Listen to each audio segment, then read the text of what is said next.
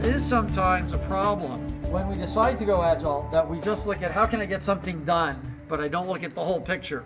So getting something done is important, but if you're looking at how to get something done, even if it's a product and not looking at the whole picture, it can be problematic. So if you have a legacy organization where you're matrix, and you might have these different projects, so you say, well, these guys will work on this, these guys will work on this, these guys will work on this. Now, obviously, this is not Scrum, because I don't have cross-functional teams here. I've got people working on lots of stuff. But does this look a little familiar before you went maybe to Scrum? Now, here's the problem. If you were going to go to Scrum, and you were looking at this, and you say, well, look, why don't we do this? Why don't we pick this project 2? And what we're going to do is we're going to find all those people we need to do this. Put them together, and now they're going to be my cross-functional team, right? What would you expect these guys' productivity to do? Increase dramatically. In one of our assessments, we found in the organization, everything they did was waterfall.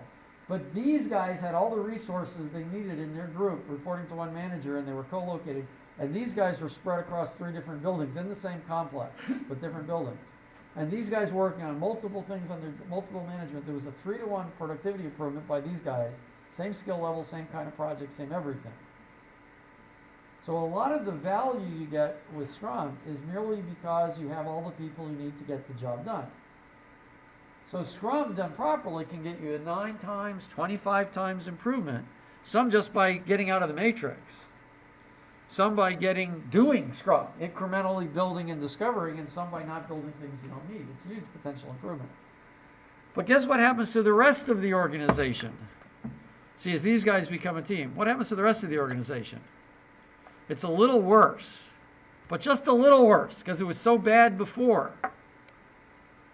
So what's the opinion? Wow, this stuff is great.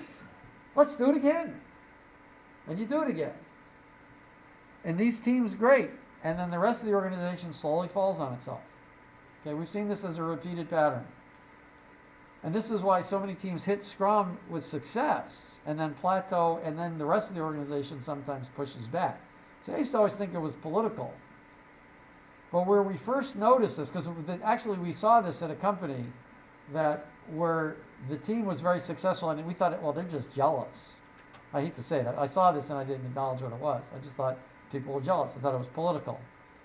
But then once we started seeing this as a pattern, and we started seeing where Agile was literally being thrown out of companies, we actually realized it was for good reason. Well, actually it wasn't. Agile will work at scale. But if you do this and you just keep pushing it, you'll actually cause problems with agility. And there are a lot of places that have had some success at agility at the beginning, only to fail because they didn't solve the problem of how do you handle the whole organization. They only solved the problem of when you can create cross-functional teams. Those are 2 different problems. That doesn't mean cross-functional teams are bad. It just means you've got to look at this bigger picture. Thanks for watching this Lightning webinar brought to you by Net Objectives.